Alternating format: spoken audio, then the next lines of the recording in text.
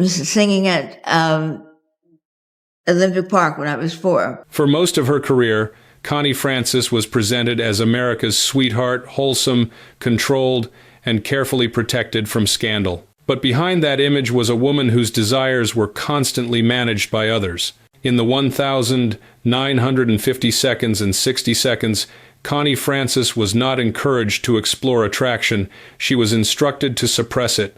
Fathers, managers, record executives, everyone had a say in who she could see, trust, or even feel drawn to. What the public heard in her voice, however, told a different story. Longing, vulnerability, and questions that never found answers in real life. Years later, Connie finally spoke with honesty about the men who stirred something real in her, not as conquests, not as fantasies, but as moments when she felt alive beyond the roles written for her. This is not a scandalous list. It's a reckoning. 6 men. 6 unspoken what-ifs. End quote. I have read you that, and together they reveal the cost of growing up famous in an era that didn't allow women to choose freely. Number 1. Bobby Darin. The love that was taken away. For Connie Francis, Bobby Darin was not a fantasy. He was real, and that made the loss unbearable. They were young, brilliant, and moving at the same speed through an industry that rarely slowed down for emotions. Bobby was sharp, ambitious, and unapologetically himself. He challenged authority, questioned contracts, and dreamed beyond the narrow lanes carved out for teen idols. To Connie, that independence was intoxicating. What drew her to Bobby wasn't just romance, it was freedom. He represented the life she sensed was possible but was never allowed to choose. Their connection deepened quickly, grounded in shared pressure and mutual recognition. They understood what it meant to be famous before being fully formed. But Connie's father intervened. Believing Bobby was unstable and dangerous to her career, he forbade the relationship. Connie obeyed not because she stopped wanting Bobby, but because she had been taught that obedience was the price of safety. Bobby walked away. The opportunity for something real vanished. Years later, Connie would admit that Bobby Darin was the man she should have married. Not because it would have guaranteed happiness, but because it would have been her choice. That unchosen future haunted her more than any scandal ever could. Number 2. Elvis Presley. Desire from a distance. Elvis Presley existed in Connie Francis's life like a gravitational force. They moved through the same world, crossed paths, shared stages, and understood the pressures of superstardom in ways few others could. Elvis was charismatic without effort. His presence changed rooms instantly. For Connie, that confidence was mesmerizing not as a romantic promise, but as a symbol of masculine certainty. What attracted her was not closeness, but contrast. Elvis lived with fewer visible constraints. He pushed boundaries, bent rules, and absorbed adoration without apology. Connie, by contrast, was managed relentlessly. Every move was scrutinized, every relationship vetted. Wanting Elvis was less about him as a man and more about what he represented: autonomy. There was never a serious attempt to bridge the gap between them. Their schedules, entourages, and expectations created permanent distance. And perhaps that distance preserved the desire. Elvis remained untouchable, which allowed the attraction to exist without consequence. For Connie, Elvis symbolized the life she observed but couldn't enter a reminder that longing sometimes survives precisely because it remains unrealized. Number 3. Paul Anka. Youth, ambition, and bad timing. Paul Anka came into Connie Francis's life at the wrong moment, or perhaps at the only moment it could ever exist. They were peers, close in age, fame, and ambition. Paul was driven, articulate, and constantly thinking ahead. Connie recognized that hunger immediately. She had it too, even if she was rarely allowed to act on it independently.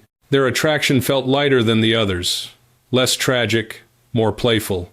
There was chemistry, flirtation, and the ease that comes from shared experience.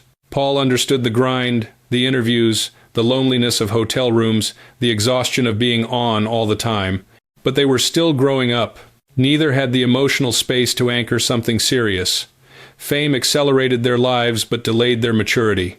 Timing worked against them. Career decisions pulled them in different directions before the connection could deepen into something lasting. Looking back, Connie would describe Paul Anka not as a missed great love, but as a moment that captured who she was, becoming a woman on the edge of self-definition, still negotiating how much control she was allowed to have. Together, these first three men reveal a painful pattern. Connie Francis did not lack desire. She lacked permission. Her attractions were shaped not by recklessness, but by restraint by what was denied, delayed, or deemed inappropriate by others. And as the years passed, those early denials would echo far beyond youth, shaping how she approached love, trust, and choice. The next three men would challenge her in different ways, not through restriction, but through power, stability, and intellect. And that is where Connie's story grows even more complicated. Number 4, Frank Sinatra, power that required caution. Frank Sinatra was not someone Connie Francis ever approached lightly. By the time their paths crossed, Sinatra was already a force of nature, commanding rooms, shaping careers, and bending environments around his will. To Connie, that authority was undeniably attractive. It carried confidence, experience, and a sense of having survived the industry rather than being shaped by it. But attraction came with hesitation. Sinatra's power was double-edged. He was magnetic, but he also expected loyalty, admiration, and emotional alignment. Connie, still learning how to protect herself, sensed that stepping too close could mean losing the fragile autonomy she was slowly trying to claim. She admired Sinatra's depth, his understanding of heartbreak, his ability to turn vulnerability into art, yet she kept distance. Wanting him did not mean wanting his world. Connie recognized that some men offer intensity at the cost of independence. Her restraint here was not fear, it was discernment. Number 5, Tony Bennett. Kindness as a quiet attraction. Tony Bennett represented something entirely different. Where others carried drama or dominance, Bennett offered steadiness.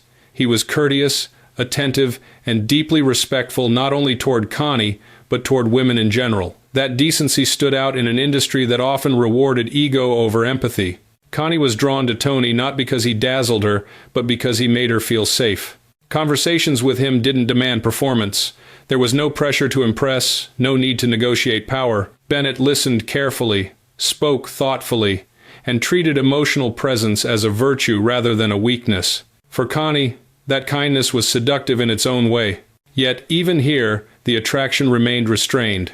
Tony's stability arrived at a moment when Connie's life was still marked by upheaval, trauma, and unresolved loss. She admired him deeply, but understood that admiration does not always mean readiness. Tony Bennett symbolized the life Connie might one day want: balanced, respectful, grounded, even if she wasn't yet prepared to step fully into it. Number 6, Burt Bacharach, a desire of the mind. Burt Bacharach attracted Connie Francis through intellect rather than presence. He was analytical, precise, and emotionally controlled, a stark contrast to the chaos that often surrounded her early career. Connie was fascinated by the way his mind worked. He approached music like architecture, building emotion through structure rather than impulse. That discipline appealed to her. With Bacharach, attraction lived in conversation, in ideas, in the exchange of musical language that didn't rely on flirtation.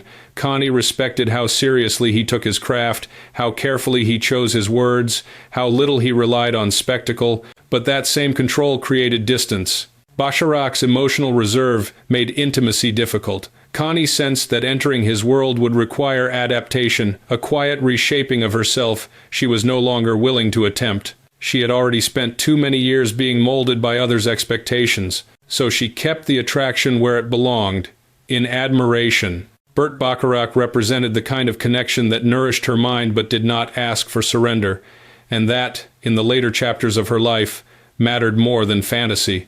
In the end, Connie Francis's story is not about scandal, regret, or forbidden desire. It is about choice and how long it took for her to have one. For much of her life, attraction was something managed on her behalf. Feelings were evaluated. Relationships were approved or denied. Desire existed, but it rarely belonged fully to her. The 6 men she later spoke about were not conquests or fantasies. They were moments when she felt a glimpse of freedom, emotional, intellectual, or personal, in a world that insisted on control. What makes Connie's honesty so powerful is its quietness. She doesn't dramatize what she missed. She doesn't blame. She simply acknowledges the truth, that being protected is not the same as being allowed to live. Her story reminds us that longing doesn't disappear just because it's suppressed. It waits, it shapes us, and sometimes it only finds its voice years later. If this story made you reflect on the choices you were allowed or denied, take a moment to share your thoughts in the comments. Like this video if you believe untold truths matter, and subscribe to the channel for more stories that go beyond fame to reveal the human cost behind it. Because some lives aren't defined by what happened but by what almost did.